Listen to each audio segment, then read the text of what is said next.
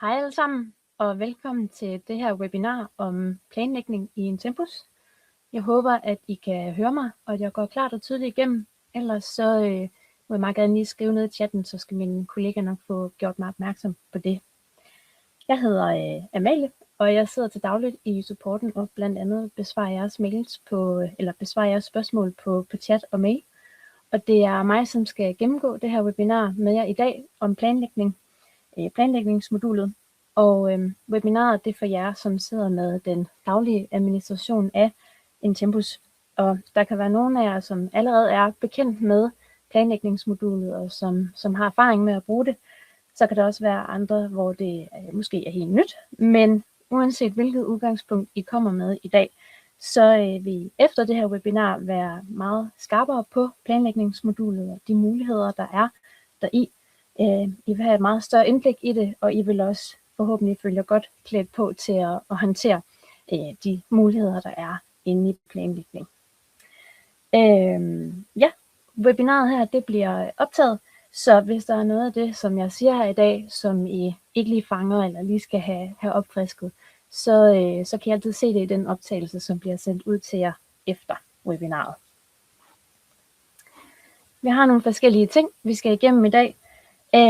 I skal have en introduktion til planlægningsmodulet, sådan helt generelt, hvordan det ser ud. Og så skal I selvfølgelig også se de forskellige funktioner, der er derinde. Det gælder både planlægning af normtider, planlægning af arbejdsaktiviteter med og uden projekter, og så er der også opsætning af autoregistrering, hvis man har det. Og så skal I også se de forskellige søgefunktioner, der er i planlægningsmodulet. De her søgefunktioner, de kan nemlig være med til at give en et meget bedre overblik inde i planlægning. Og de her søgefunktioner vil jeg komme til at vise løbende, når jeg arbejder inde i planlægning. Og så til sidst, så skal jeg nok lige give en kort opsummering på de her søgefunktioner, sådan helt særskilt.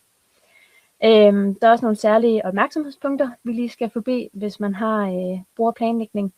Og selvfølgelig, I skal se eksempler på det hele undervejs. Og så til sidst, så runder vi af, og så tager vi de spørgsmål, der eventuelt måtte stå tilbage i plenum og få besvaret dem. Igen, som sagt, webinaret det bliver optaget, og optagelsen bliver sendt ud til jer på den mail, som I er tilmeldt med i dag. Og man skal lige være opmærksom på, at der godt lige går en dag eller to, før optagelsen kommer, fordi den skal lige en tur i klipperummet. Hvis I har spørgsmål undervejs, så må I rigtig gerne stille dem ned i chatten, fordi her er min kollega Alexander til stede, og han skal nok sørge for at få besvaret alle jeres spørgsmål dernede. Hvis der er noget til sidst, som kræver en yderligere forklaring, eller noget, der ikke lige er blevet besvaret, så kan vi tage det til sidst. Den konto, som I kommer til at se i dag, det er en demokonto, så alle de navne og data, der optræder i dag, det er alt sammen fiktivt og lavet til dagens formål. Og fordi det er en demokonto, så betyder det også, at navngivning af aktiviteter og andre ting på den her konto, de er ikke nødvendigvis en til en jeres opsætning, men principperne for, hvordan det fungerer, det vil være det samme. Og igen, hvis der er noget, I misser, så kan I altid se den optagelse, der bliver sendt ud bagefter, som bliver sendt ud på den mailadresse, som I er tilmeldt med i dag. Godt. Først sådan helt generelt om planlægning. Det er det her modul, vi har, som er med til at give overblik over medarbejdernes planlagte arbejde. Det er både i form af normtider og aktiviteter, med og uden projekter, og så er det også, her kan man også få overblik over medarbejdernes autoregistrering herinde. Det er måske ikke alle, der kender til autoregistrering, men det er den her funktionalitet, vi har, hvor medarbejderne de har en fast planlagt norm, som registreres automatisk af systemet natten til den næste dag. Og ja, her er navnet autoregistrering, men det skal jeg nok komme ind på senere. Som sagt, som jeg nævnte tidligere, så har vi også nogle forskellige søgefunktioner inde i planlægning. Og der er også nogle systemkrav til planlægning. Modulet det følger automatisk med, hvis man har et abonnement med standard eller pro-pakke. Hvis I ved, at I har det, men I mangler modulet, så tag lige fat i supporten, så skal vi nok hjælpe jer med at få slået det til. Og også hvis I for eksempel har et abonnement med basispakken, men ønsker at få planlægningsmodulet sat op for jeres konto, så skal I også lige tage kontakt til os, fordi det er kun os, der kan aktivere det, og så skal vi nok hjælpe jer med at få styr på det. Godt. Nu har jeg talt en del uden at vise ret meget, så nu skifter vi lige visningen over til en Tempus, så vi kan begynde at kigge på, hvad det hele drejer sig om. Planlægningsmodulet, det findes ligesom alle de andre moduler ved at klikke op på de 3 vandrette streger, og så hedder det planlægning. Og den skal lige have fundet det hele frem en gang. Yes. Når man lander inde i planlægning, så lander man automatisk på dags dato. Det vil sige, ja, den 9. juni her i dag. Og det er også det, den røde streg her, den markerer. Den vil så flytte sig her i løbet af dagen. De her hvide kasser, det er typisk en planlagt normtid eller noget autoregistrering, der er opsat for medarbejderne. Hvis man holder venstre klik nede og lige trækker lidt i visningen, så kommer der nogle kasser med nogle farvede skraveringer på, og det er selve indberetningerne. Her ligger der for eksempel en indberetning med noget autoregistrering, og I kan også se, der er den her blågrønne kasse uden skravering, og det er en planlagt aktivitet. Og de her indberetninger og aktiviteter, der ligger herinde, de tager farve alt efter den arbejdskategori, som de ligger i inde i AppBuilder. Så det kan se lidt forskelligt ud fra virksomhed til virksomhed, alt efter hvad for en farve det lige har. Yes. Godt. Så har vi, som standard, så får man vist alle medarbejderne i en række herude til venstre, men det kan man også lave nogle filtreringer på senere, så det skal jeg også nok vise jer. Lige helt kort, de søgefunktioner, jeg kommer til at bruge her det næste stykke tid, det er blandt andet den her loop, hvor der er et fritekstfelt og også nogle flere fritekstfelter, hvis man klikker på den pil her, der peger ned. Her kan man så indteste nogle forskellige kriterier til ens søgning.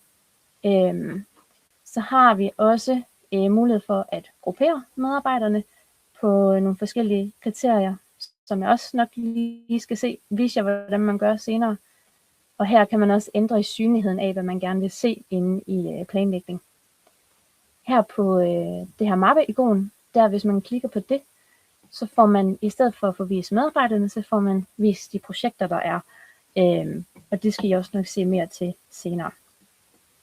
Så har vi også det her kalenderikon, hvor man ret nemt kan bevæge sig frem og tilbage til datoer, i stedet for at man skal sidde og trække frem og tilbage, som jeg gør nu her.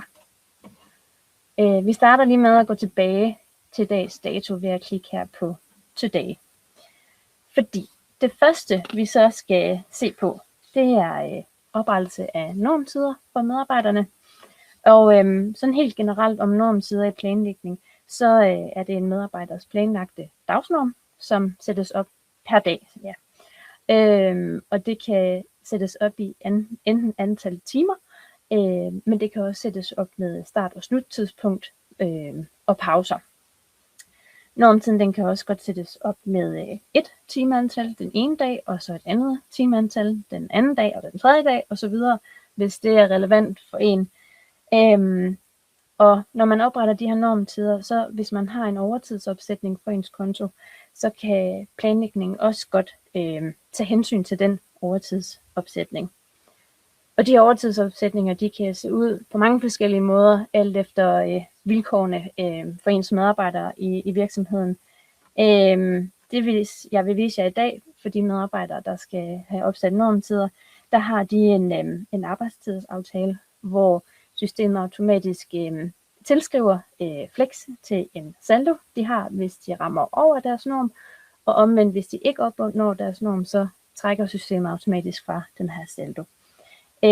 Så det er udgangspunktet for det, I skal se her lige om lidt. Og ja, som sagt, det kan godt se anderledes ud for jer, men hvis I er i tvivl om, hvordan det lige jeres overtidsopsætning er sat op, så vil jeg anbefale, at I rækker ud til supporten. Men lad os se at få planlagt en enorm tid for nogle medarbejdere. Lige nu der ser vi alle medarbejderne på de forskellige arbejdsmodeller. Og for at gøre det lidt mere overskueligt, så kan vi starte med at gruppere på arbejdsmodel herover. Så kan I se, at den første arbejdsmodel, man får frem, det er funktionær. Og herhen af vandret, der kan man se, hvor mange timer per dag, der er planlagt på den her arbejdsmodel. Hvis der var nogle af timerne, som var blevet realiseret med reelt arbejde, så ville der for eksempel stå, at 7,5 ud af 64,5 timer er blevet realiseret den her dag. Men det er der altså ikke her om mandagen, og heller ikke i dag tirsdag. Og I kan også lige se den her gruppering på medarbejderne. I kan se de andre medarbejdere, de grupper eller arbejdsmodeller, de kommer her nedad. Men for lige at gøre det endnu mere overskueligt, så vil vi gerne nøjes med at se medarbejderne på den arbejdsmodel, der hedder funktionær. Så det kan vi indtaste her i det her fritekstfelt. Sådan der. Så kan I se, så er det kun 13 medarbejdere, der bliver vist nu her. Systemet har så også taget en arbejdsmodel med, der hedder funktionær lignende, og det er fordi ordet funktionær indgår i navnet på den arbejdsmodel. Men vi nøjes med at kigge på dem, der hedder funktionærer her i dag. Vi har en medarbejder, som hedder Maria. Hun har, som vi kan se, der er tomt i de felter her, ud fra hendes navn, hvor der for de andre er de her hvide kasser. Og de her hvide kasser, det er som sagt den normtid, der er planlagt for de medarbejdere. Så for at planlægge for Maria en normtid for hende, så kan man enten klikke her midt i det grå felt, eller man kan klikke på plusset hernede til højre, og så vælge opret normtid. Så skal vi så have indtastet Marias navn her, og vælge det. Og senere vil jeg også vise jer, hvordan I kan planlægge for flere medarbejdere på én gang. Lige nu starter vi bare lige med Maria. Så er der den overskrift her, der hedder hvad, og der skal man starte med at vælge arbejdskategori. Typisk så planlægger man medarbejderne med arbejdstimer, så det er også det, vi gør nu. Og i og med, at der kun er én arbejdstype i den her arbejdskategori, så er det så automatisk den, som systemet vælger. Herover så skal vi så til at angive, hvornår den her normtid den skal gælde. Og Marias kontrakt, den startede den 1. juni, så det er der, hendes normtid skal gælde fra. Så det er det, vi indtaster her. Og så vidt vi ved, så skal den her normtid fortsætte, så derfor så fjerner vi slutdatoen her. Og når jeg gør det, så kommer der automatisk et flueben i det her felt, der hedder planen fortsætter uendeligt. Hvis jeg fjerner det flueben igen, så skal jeg så indtaste en slutdato. Men slutdato er altså ikke nødvendigt i det her tilfælde. Vi skal indtaste en starttid for hendes arbejde. Det bliver 8-16. Og man vil også godt kunne gøre det sådan, at man kun indtastede, eller at man bare indtastede antallet af timer for dagen uden start- og sluttidspunkt. Og det skal I nok se senere. Men for Maria her, der gør vi det med start- og sluttidspunkt og en pause på her. Så kommer vi til det felt her, der hedder vælg vagt. Og det relaterer sig til det, som jeg forklarede lidt tidligere med, at de her medarbejdere på den her arbejdsmodel, i den her demokonto, de har en overtidsaftale, hvor når de arbejder over deres norm, optjener de til deres afspaceringssaldo, og når de arbejder under, så bliver de automatisk trukket. Og for at det kan virke, så skal jeg sætte den her vagt på, der hedder afspacering plus minus. Så det er vigtigt for, at deres afspaceringssaldo den kan virke. Så har vi den her overskrift, der hedder gentag. Og her kan man så angive, hvordan og hvornår den her serie eventuelt skal gentage sig. Hvis det for eksempel var hver anden uge, den her serie skulle gentage sig, så vil man kunne vælge her hver x uge, og så skrive 2 i feltet herover. Men vi vil altså gerne have, at den her serie, vi er ved at planlægge for Maria, at den bare gælder på de her ugedage. Så skal man vælge hernede, hvilke dage den her serie den skal gælde. Og som vi kan se, der er nogle af de her prikker, der er sådan lidt mørkegrønne, og så er der nogle, der er mere blege. Dem, som er mørkegrønne, det er de ugedage, man har valgt. Så det vil sige, lige nu er mandag til fredag valgt. Den her serie, den skal kun gælde mandag til torsdag for Maria, så vi fjerner fredag. Og det er så fordi Maria har en anden norm om fredagen, som vi laver lige om lidt. Når så alle informationerne er tastet ind, så skal vi klikke på Gem.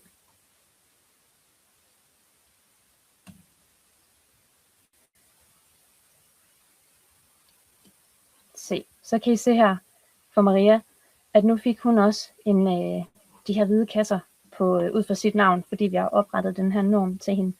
Som jeg også kan se, så systemet sprang fredag over, fordi det var det, vi sagde, den skulle.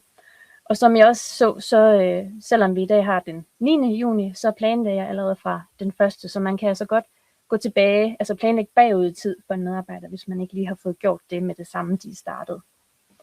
Vi skal lige have planlagt fredag for Maria.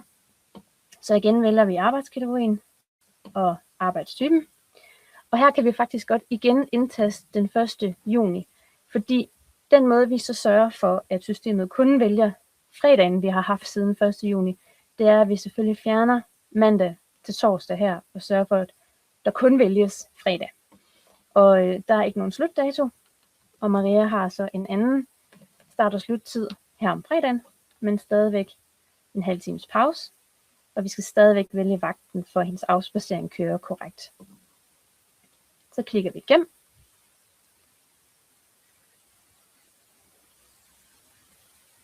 Sådan der. Så kom der også en normtid ind på hende om fredagen.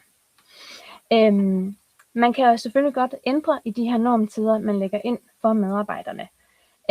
Det kan fx være, at vi finder ud af, at fra næste uge, skal jeg få Maria frem her, der kan det være, at Marias normtid ændrer sig til 9 til 15 for eksempel. Og den måde, man så ændrer det er ved at klikke på den kasse her med den planlagte normtid. Og så hvis man klikker på de her 3 prikker heroppe, så får man 3 forskellige muligheder for at ændre i den her serie, som vi har planlagt. Og vi skal være opmærksom på, at der er 2 serier. Så hvis man holder musen her over serie fra dato, så kan man se, at systemet automatisk vælger de indberetninger, som ligger fra den 5. eller det planlagte normtid, der ligger fra den 15. juni og frem. Og hvis man holder musen over serie på dato, kan man se, at det kun er den her dag, der ændres, det vil sige den 15. Og hvis man så vælger hele serien her, så er det både frem og tilbage i tid, at serien den ændres. Vi vil gerne ændre det fra den dato, der hedder den 15. juni, så vi vælger serie fra dato. Så kan vi sige, at hendes starttid det er fra 9 til 15. Og så skal vi klikke Gem.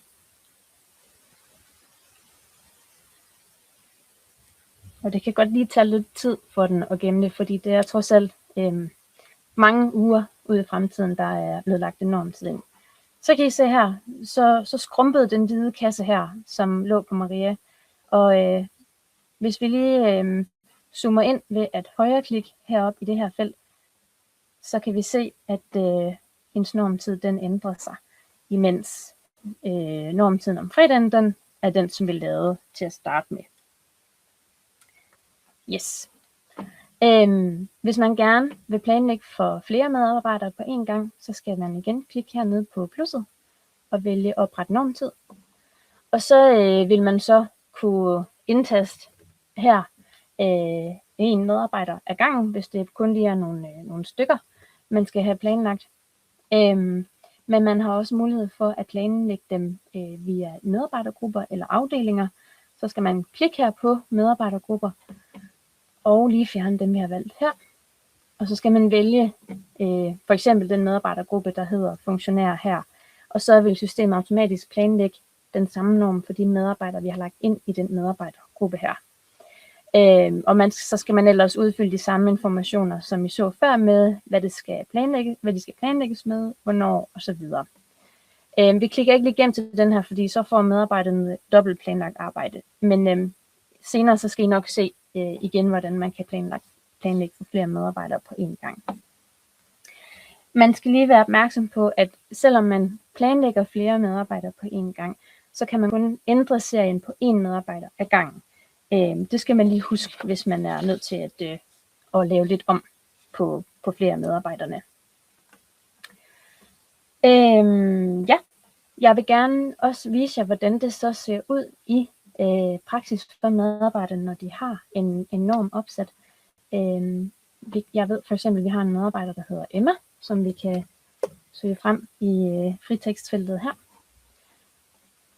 Her har vi Emmas indberetninger for, eller søger planlagte norm for næste uge.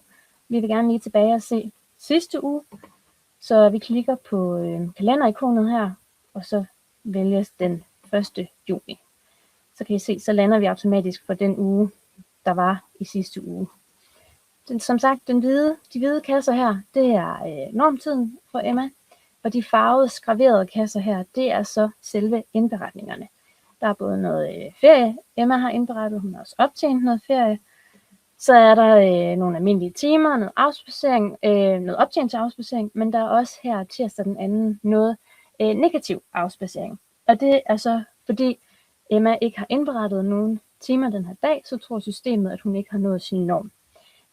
Hvis man ved, at Emma faktisk har arbejdet den her dag, så kan man ret nemt herinde fra planlægning faktisk omdanne det her afspacering til almindelige timer. Det gør man ved at klikke her på den grå kasse og klikke på blyanten igen. Så kan man fjerne arbejdskategorien her, fordi vi skal i stedet have valgt den arbejdskategori, der hedder arbejdstimer. Og datoen, det var den 2. i 6. Hun har arbejdet fra 8 til 16 med en halv times pause. Og vi gemmer informationerne.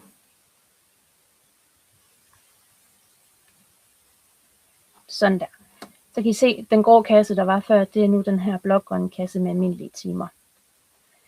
Det, der også sker for Emma her onsdag den 3. juni, det er, at hun er planlagt fra 8 til 16, og hun har så almindelige timer, som hun indberetter fra 8 til 22 om aftenen. Så de almindelige timer ligger fra 8 til 22, og så fra klokken 16, hvor hendes planlagte norm slutter, der har systemet så lavet den her positive tilskrivning, eller lavet den her tilskrivning af afspacering til hendes afspaceringssaldo. Så nu vil der ligge de her timer på hendes afspaceringssaldo. Så det er sådan, det ser ud inden for planlægningen, når medarbejderne de så har indberettet deres arbejde. Man kan også, hvis vi lige bevæger os hen til i dag igen, hvis nu medarbejderne i dag ikke lige får indberettet deres tid, så kan man ved at højreklikke her, så får man den her bjælke frem, hvor hvis man klikker på de 3 prikker, så kan man vælge opret indberetning. Så kan man faktisk gøre det herindefra for medarbejderne, hvis man har brug for det. Og så kan I se, den gemmer lige om lidt. Sådan der. Godt. Jeg vil også gerne vise jer, hvordan det ser ud i medarbejderens app, når de har en opsat normtid. Fordi det kan de selvfølgelig se i deres app. Hvis jeg lige skifter skærmdeling en gang. Så her på de her slides, så kan I se den 8. juni, der ligger, inden timerne ligesom er blevet indberettet, så ligger der sådan et kalenderikon her, hvor der står, at det her det er den normtid, der er for dig den her dag, 7,5 timer, fra 8 til 16. Hvis så medarbejderen trykker her på det, så kommer de ind til den her visning, hvor de så kan redigere i timerne, hvis det er nødvendigt. Og når de så klikker på fluebenet heroppe til højre, så bliver det så omdannet til en indberetning, som så ligger med den her blågrønne prik med almindelige timer. Så det er sådan, det ser ud fra medarbejderens telefon. Godt. Så nu har I set, hvordan man opretter en serie af normtider for medarbejderne, og også hvordan man kan ændre i dem. Så det næste, vi skal kigge på, det er, hvordan man planlægger arbejdsaktiviteter, både med og uden projekter for medarbejderne. Og sådan helt generelt, hvad arbejdsaktiviteter i planlægningen er, det giver næsten sig selv. Det er, at man vælger en bestemt aktivitet, som en medarbejder skal arbejde på en bestemt dag. Det kan også være forskellige aktiviteter i løbet af en dag, og man kan selvfølgelig sætte start- og sluttidspunkt og så videre.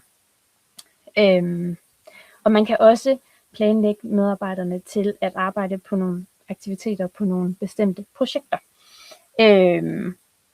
Ja, så først så vil jeg lige vise jer over i planlægning, hvordan det ser ud, når der er noget, der er planlagt. Vi skal lige have fjernet de her filtre her. Og så skal vi faktisk i stedet for kigge på en anden arbejdsmodel. Sådan her. Vi har nogle timelønnede her, hvor hvis vi går tilbage i sidste uge, så ligger der de her blågrønne kasser med noget planlagt arbejde, som ikke er blevet indberettet endnu, eller ikke er blevet realiseret. Men det skal jeg nok vise jer senere, hvordan hvordan det så vil se ud, når man gør det. Ja, jeg vil gerne lige vise jer, hvordan man planlægger arbejdsaktiviteter for medarbejdere uden projekter først. Vi kan for eksempel se Christian her i går, mandag den 8. juni. Der har han planlagt med kursus i 10 timer. Og Christian han er faktisk også på kursus i dag, den 9. juni.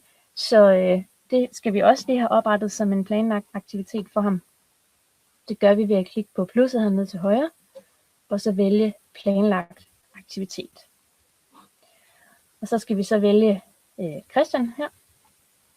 Og det skal være den, i det her tilfælde, så er det den arbejdskategori, der hedder intern tid. Og vi vælger bare, så skal vi vælge, at det er kursus, han er på. Og i og med, at det kun er den her dag, den 9.6., som vi vil lægge det ind på, så er det bare både den dato, vi har som start- og slutdato. Og der er det her felt, der hedder brug medarbejderens dagsnorm. Hvis man sætter flueben i det, så vil systemet automatisk tage den dagsnorm, som er sat op bagom i systemet for de her medarbejdere. Og det er også en kommentar, jeg lige skal knytte til de timelønnede, jeg planlægger nu.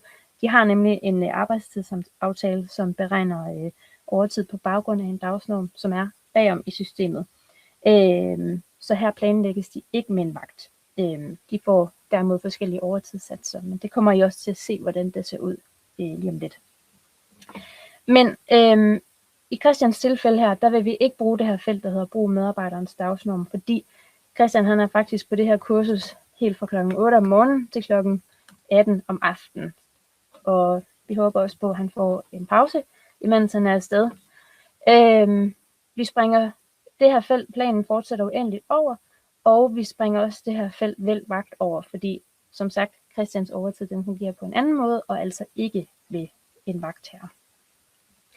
Og i og med, at vi har angivet den samme start- og slutdato her, så behøver vi ikke at gøre noget hernede, hvor der står gentag, eller hernede, hvor man skal vælge dage. Så vi gemmer.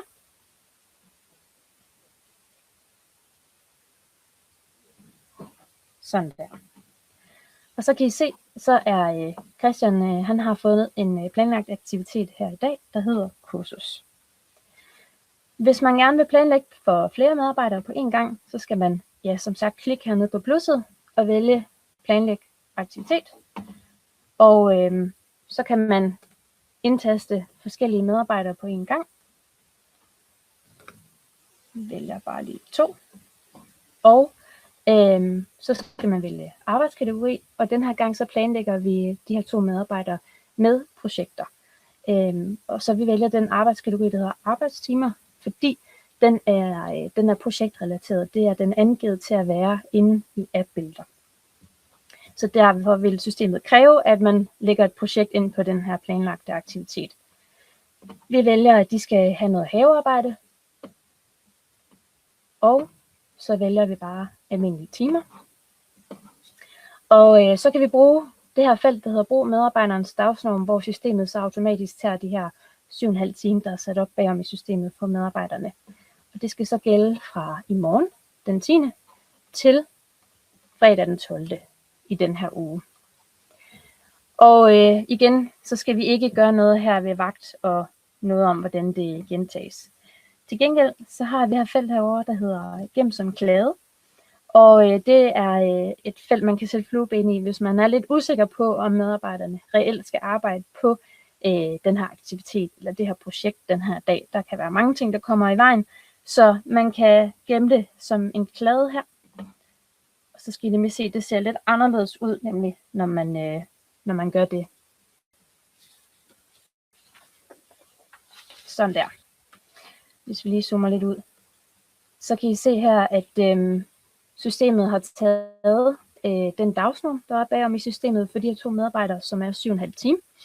Og så fordi vi har oprettet det som en klade, så vises det med den her hvide kasse med sådan en blågrøn streg rundt om. Hvis man så ved med sikkerhed, at de her medarbejdere rent faktisk skal lave det her havearbejde i morgen og på torsdag, så kan man ved at højreklikke her i de her kasser, og så dernæst trykke på de 3 prikker her, så kan man konvertere fra klade. Hvis det var noget reelt planlagt, vi havde, så kunne man konvertere det til en klade, men nu er det en klade, vi gerne vil have til at være noget reelt planlagt arbejde.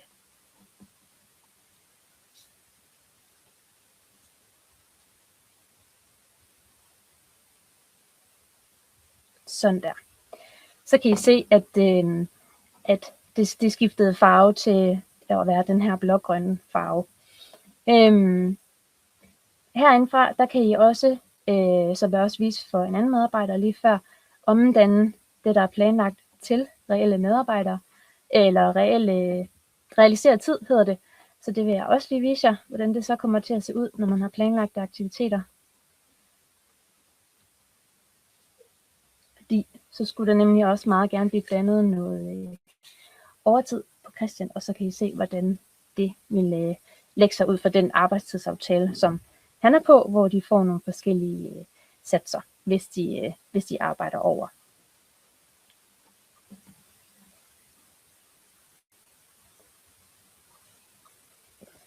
Sådan der. Så ændrede visningen sig også. Nu kan I se, nu er der også de her farvede skraverede kasser for de her medarbejdere, som så afspejler den indberetning, der er blevet dannet, samtidig med, at man også kan se, hvad det er for noget arbejde, de har været planlagt med.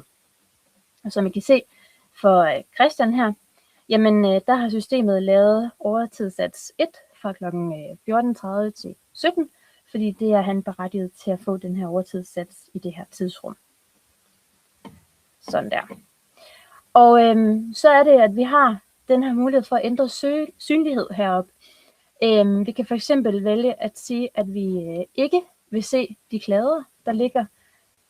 Så trækker man i den her, sådan så kladerne bliver usynlige.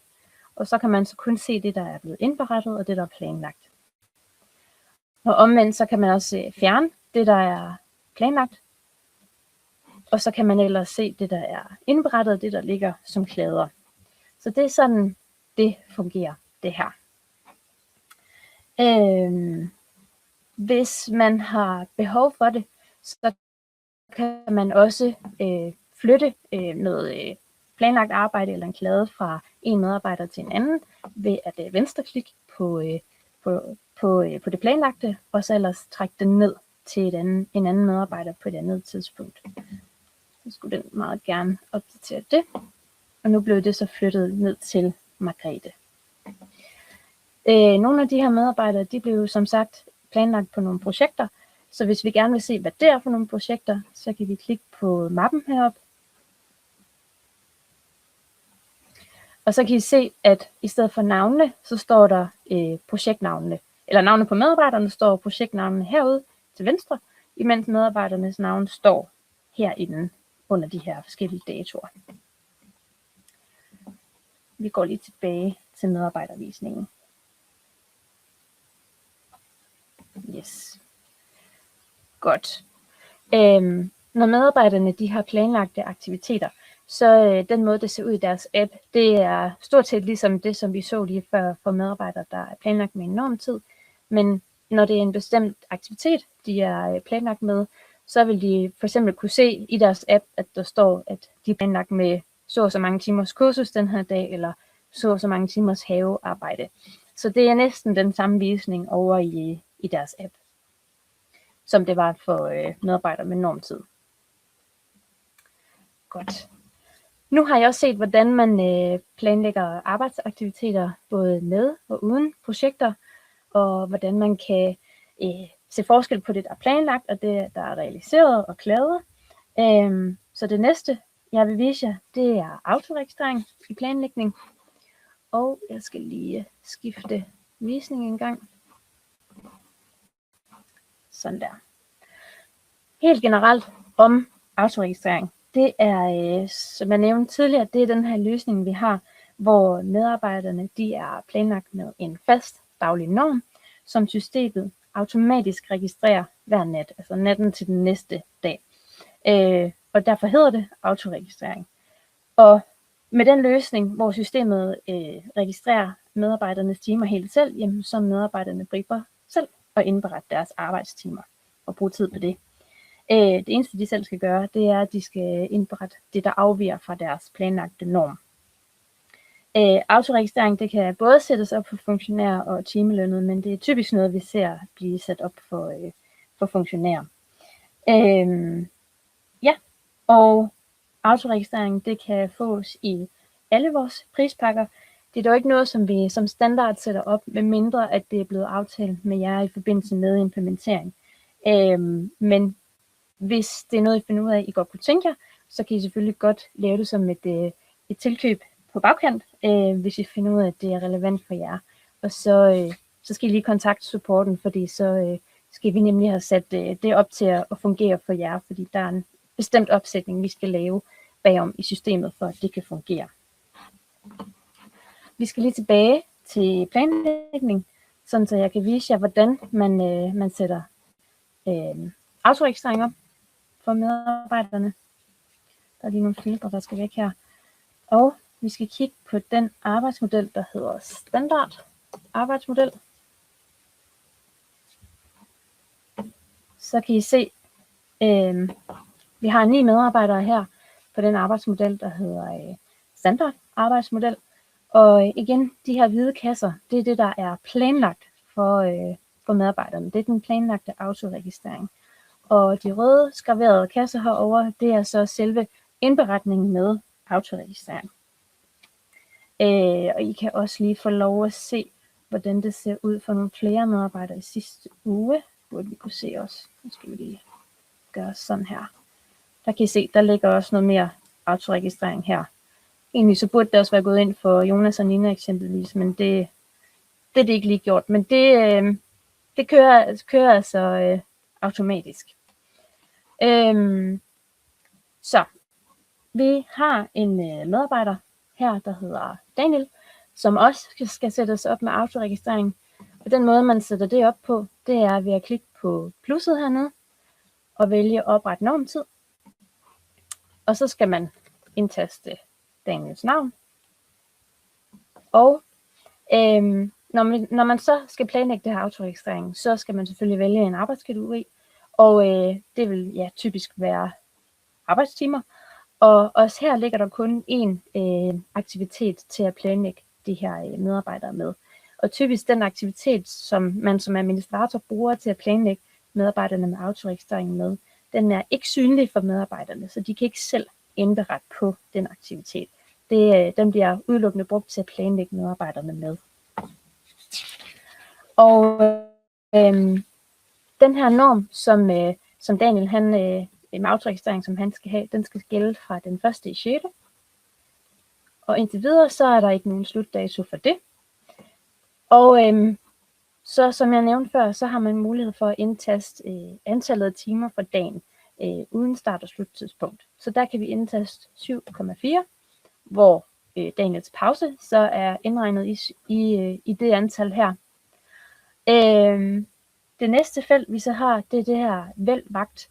Og det er ret vigtigt, når man har autoregistrering, fordi der skal man vælge en vagt, før autoregistreringen virker.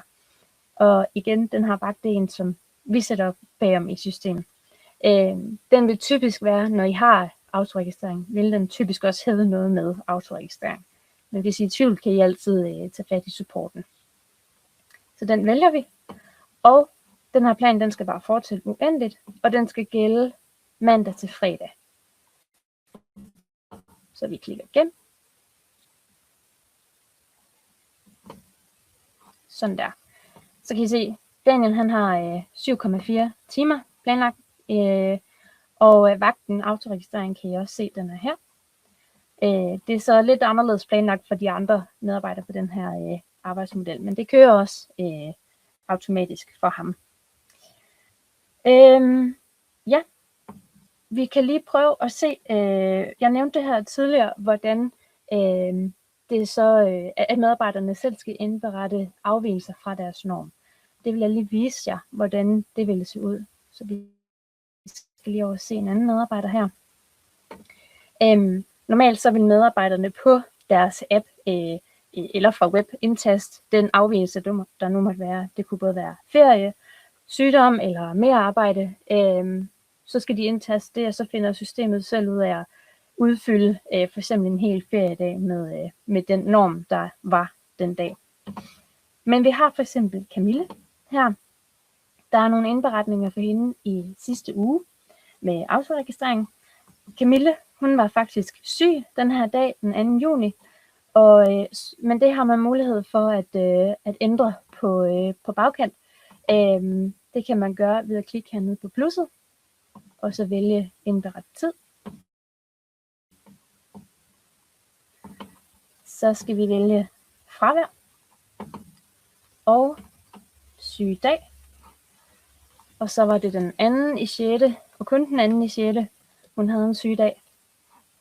Og klik gem.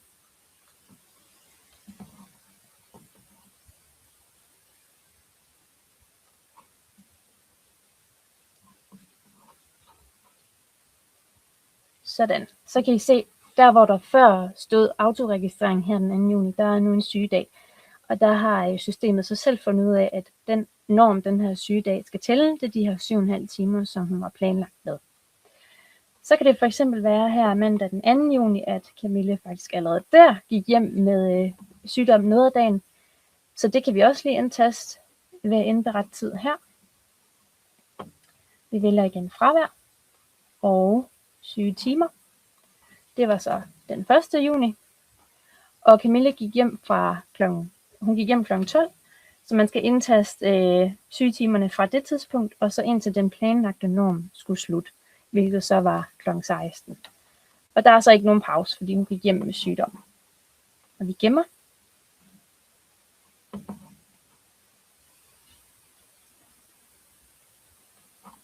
Genindlæser en gang. Sådan her. Så kan I se, fra 12 til 16, der har indberettet sygetimer, og de resterende timer, som Camille hun har arbejdet i dag, det fylder systemet selv ud. Og tilsammen så giver det så de her 7,5 timer. Jeg vil også vise jer, hvordan man kan indberette mere arbejde. Det er også ved at indberette tid. Og så er det så den arbejdskategori, der hedder manuelle timer, fordi ja, det er de arbejdstimer, der skal indberettes manuelt. Og der er en arbejdstype, og det er merarbejde. Og det er så den 3. i 6. at hun har haft noget merarbejde fra kl. 16 til kl. 18, uden en pause, og gem.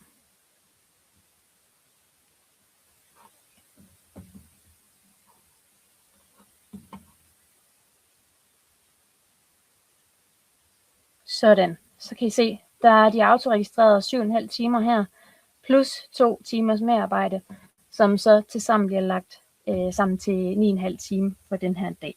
Så det sørger systemet selv for at lægge sammen. Det var det, jeg havde at vise om autoregistrering.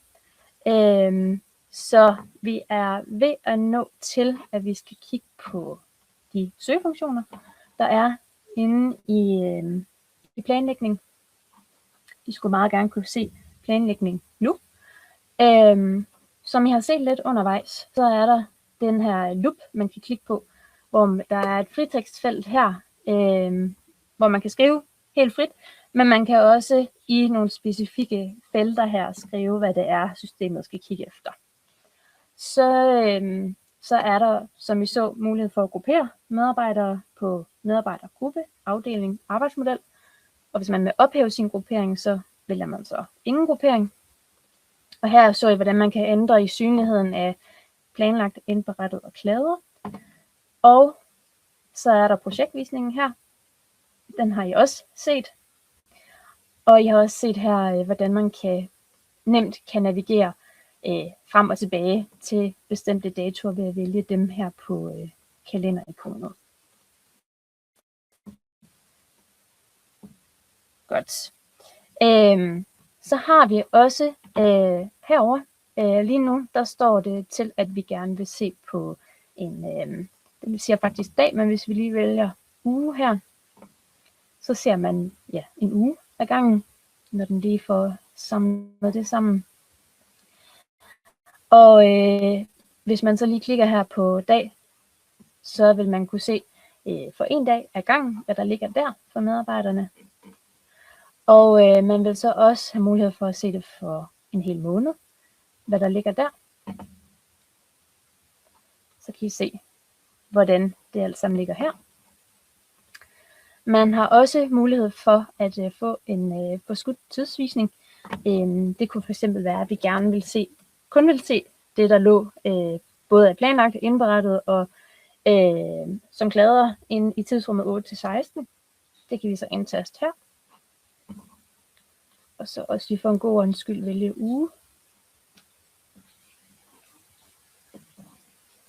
Så viser systemet automatisk kun det, der ligger i det tidsrum. Så det er også en måde, man kan danne sig et overblik over. Vi fjerner lige den forskudte tidsvisning en gang. Sådan der skulle den gerne. Yes.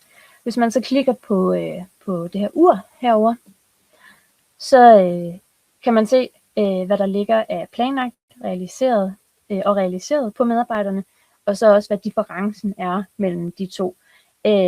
Det kan for eksempel være, at vi har Frederik her. Han har været planlagt til 29,5 timer. Han har faktisk realiseret 37, så der er en forskel på plus 7,5 timer.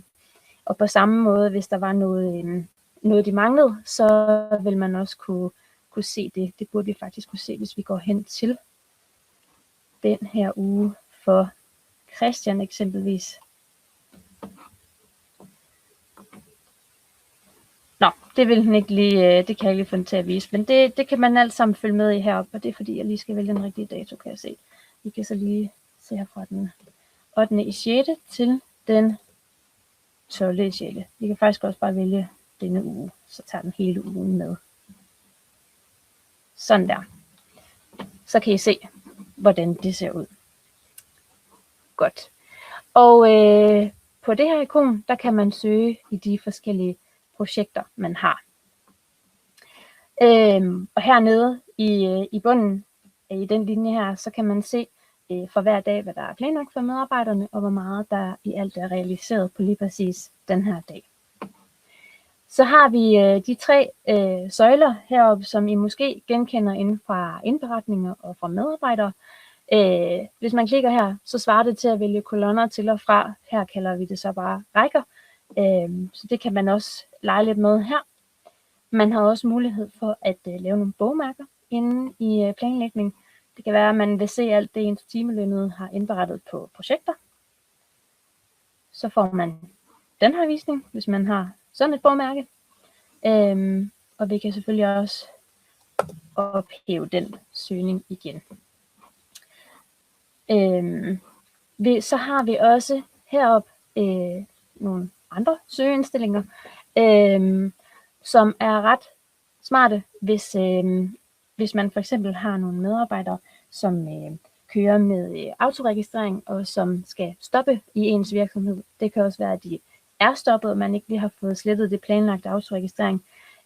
Så skal man lige have ryddet op i det. Det vil jeg lige vise jer, hvordan man gør. Vi skal lige have ændret på nogle indstillinger her. Vi skal lige kigge på, jeg har en medarbejder, der hedder Marie, som vi får frem lige om lidt.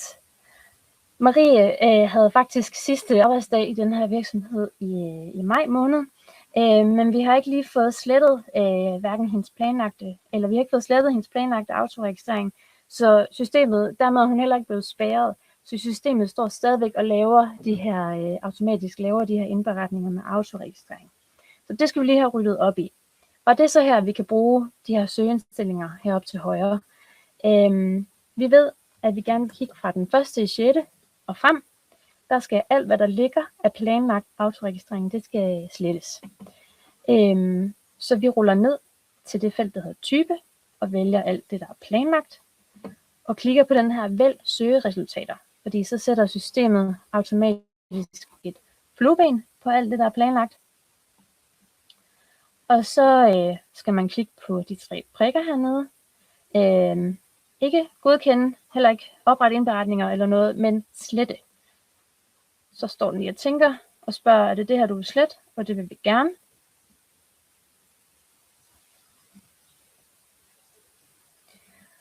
Og så kan I se, så forsvandt det autoregistrering, der var planlagt for hende. Der er dog stadig de her indberetninger med autoregistrering, som I kan se, de her skraverede røde. Så der skal man lige en tur ind til medarbejderens indberetninger, og jeg skal lige have fundet den rigtige frem her. Her kan I se Maries indberetninger. Der skal vi have fjernet de her indberetninger med autoregistrering. Det gør vi ved at sætte flueben i dem og trykke slet.